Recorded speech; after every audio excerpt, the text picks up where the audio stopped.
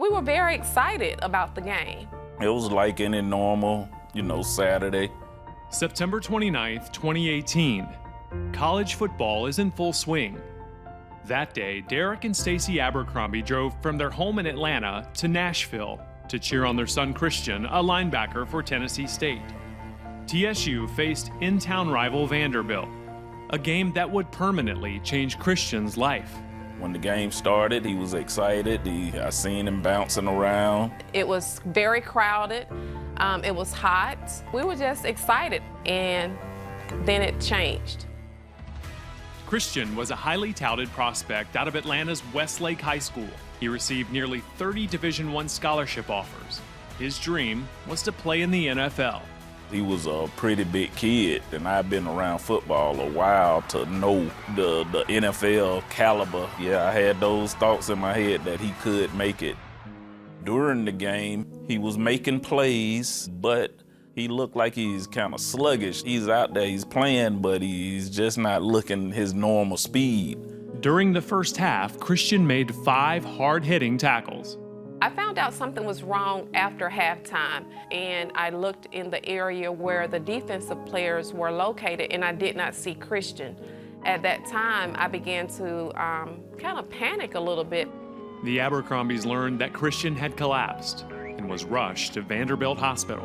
When the nurse came in and she said that he was very ill and I needed to sign the consent forms because he's had a head injury, I was very puzzled and confused, and I began to question her, how did it happen? And she didn't have any answers other than we need to get him to surgery.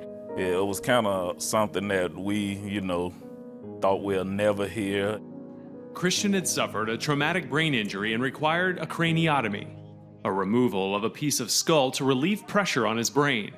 The Abercrombies met with the surgeon. He's telling us, he may not wake up, and he's giving us the medical terminology of what occurred to Christion. And I remember, we cried, and I kind of fell on the floor a little bit. The operation was successful, but Christion was still in a coma. We was like, okay, that's enough. It's time to pray. We got to give it to God. We have to surrender. There's nothing that we can do that can change him. And at that moment, it just changed our entire perspective. Our prayer was, Jesus, get us through, give him life. And we saying whatever that we can say that would give him any help through prayer. Derek and Stacey sent out an urgent message for friends and family to pray, and they were amazed by the response. There were hundreds of people in the waiting area, couldn't even fit in the chapel praying. And that was just a moment for me to say, it's not me, it's not about me, it's about God and what he can do. After nearly 3 long weeks, Christion awoke from his coma. I heard him kind of grunt, so I looked at him in the face, and he was looking at me, and I asked him, I said, can you hear me? Can you talk? And he looked at me, and he kind of whispered, yes. Stacey says Christion's recovery is nothing short of miraculous. Oh, it was totally all a miracle.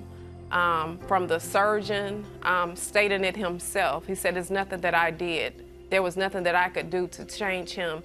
I did not expect to see you all in 24 hours. I did not think he would make it overnight. So it was all God. Christion was transferred to an Atlanta rehab facility to learn to walk again. Pretty challenging, but I worked through it. And I was tired some days, but I worked through it. It means a lot. I'm very happy and blessed. I couldn't do this without the man above. It brings chills to my body. And I can say I am closer to God. I love going to church now. I love praying. In May of 2021, Christion graduated from Tennessee State with an interdisciplinary studies degree. Today, he's bringing awareness to traumatic brain injuries through the Christion Abercrombie Foundation. Christion says he's thankful for praying parents. I appreciate them and I love them. I just want to thank them for the support and prayers. Without them, I don't know where I'd be. It could have been a different outcome to this, but I appreciate them so much. His parents credit his recovery to the power of prayer.